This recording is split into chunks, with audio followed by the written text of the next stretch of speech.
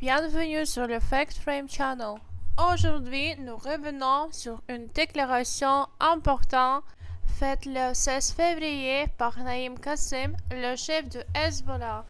Il a appelé le gouvernement libanais à exercer des pressions sur Israël pour que ce dernier retire ses troupes sur le sud du Liban d'ici le 18 février. Cette prise de position s'inscrit dans le cadre de l'accord de cessez-le-feu négocié entre les États-Unis, la France et les parties en conflit, après 2 mois de guerre ouverte entre Israël et le Hezbollah.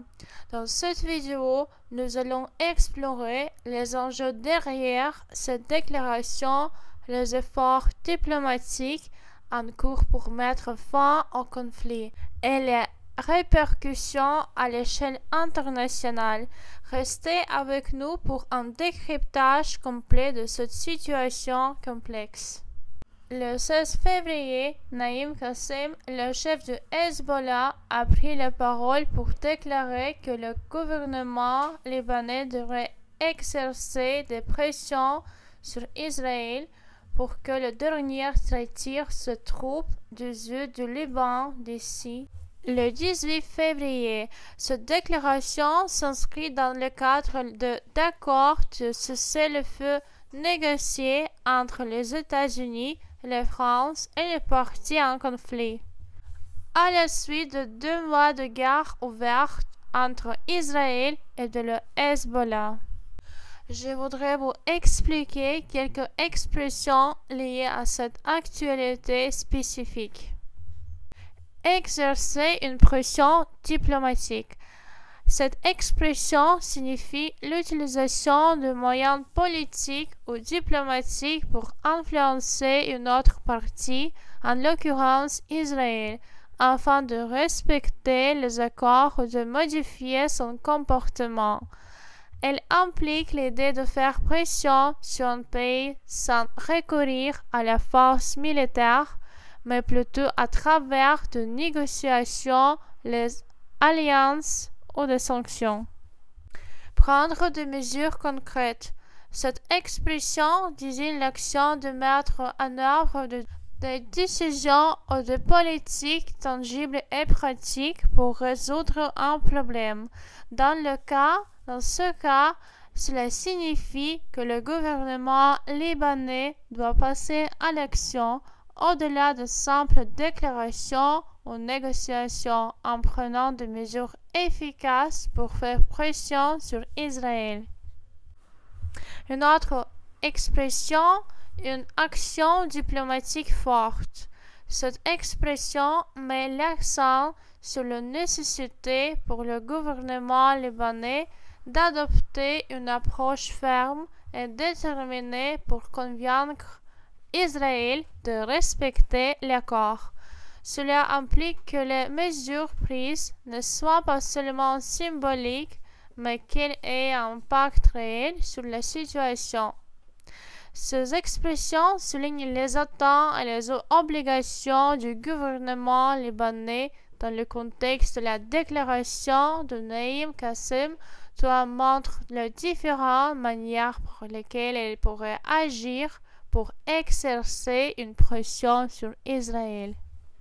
L'armée israélienne a mené de nouvelles frappes contre deux sites du Hezbollah.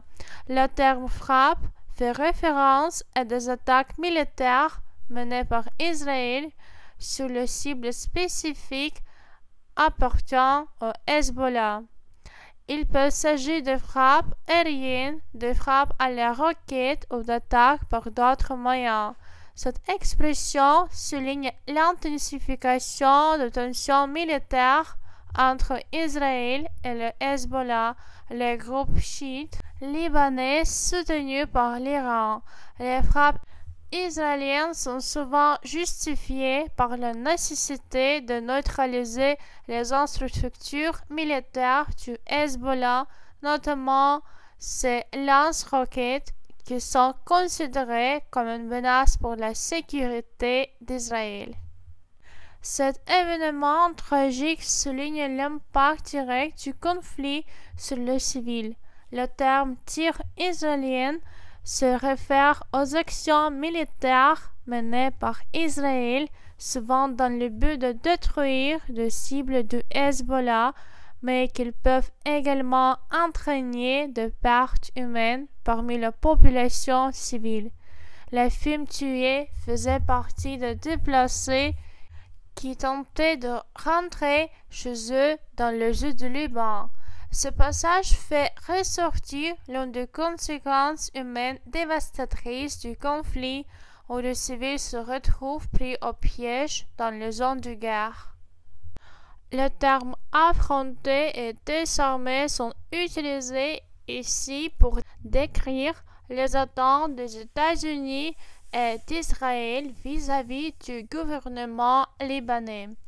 Affronter signifie prendre des mesures pour faire face à menaces posées par le Hezbollah, notamment en termes de sécurité. Désarmer est un terme militaire utilisé pour désigner l'action de retirer ou d'interdire l'usage des armes d'un groupe, ici du Hezbollah. Israël et les États-Unis considèrent le Hezbollah comme une organisation terroriste et attendent du Liban qu'il prenne des mesures pour neutraliser cette menace. Cet accord de cessez-le-feu qu'il est entré en vigueur le 27 novembre a été une tentative diplomatique de mettre fin à la guerre ouverte entre Israël et le Hezbollah. L'accord avait pour but de réduire les tensions et de permettre un retrait progressif des troupes israéliennes et du Hezbollah. Cependant, les termes de cet accord ont été modifiés avec des détails repoussés pour le retrait complet des forces israéliennes du sud du Liban. Retrait complet des troupes israéliennes. Cela fait référence à l'évacuation totale des forces militaires israéliennes du sud du Liban comme convenu dans l'accord. Une décision qui montre la fragilité de l'accord. Cette phrase souligne que le report de la date limite pour le retrait des troupes israéliennes montre à quel point l'accord de cessez-le-feu est fragile. Elle implique que le respect de cet accord peut être perturbé par des facteurs imprévus comme les actions de parties impliquées ou les tensions qui persistent sur le terrain. Partisans du Hezbollah ont bloqué les routes de l'aéroport. Cette action de blocage met en lumière la tension interne au Liban.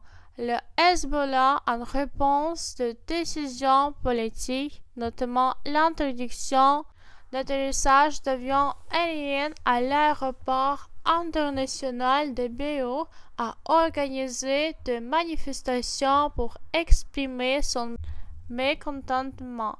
Bloquer la route signifie une forme de protestation active entourant l'accès à un site stratégique. Cette situation révèle l'interdépendance des facteurs politiques et militaires dans la gestion de tensions au Liban. Le 16 février, Naïm Qassem, en appelant à un retrait israélien complet du Liban, souligne une position ferme du Hezbollah sur la question de l'occupation israélienne. Tandis que la situation reste tendue, le développement dans cette région témoigne de l'importance de la diplomatie internationale et de négociations pour éviter une escalade violente. La déclaration de Benjamin Netanyahou et de Marco Rubio, de même que la résistance à l'intérieur du Liban, montre à quel point le processus de paix et de désarmement reste fragile. N'oubliez pas de vous abonner à notre chaîne pour suivre de près les évolutions de cette situation complexe et d'autres analyses internationales. Si vous avez apprécié cette vidéo, laissez un like et partagez-la avec vos proches pour informer davantage de personnes sur ces enjeux mondiaux. À très bientôt.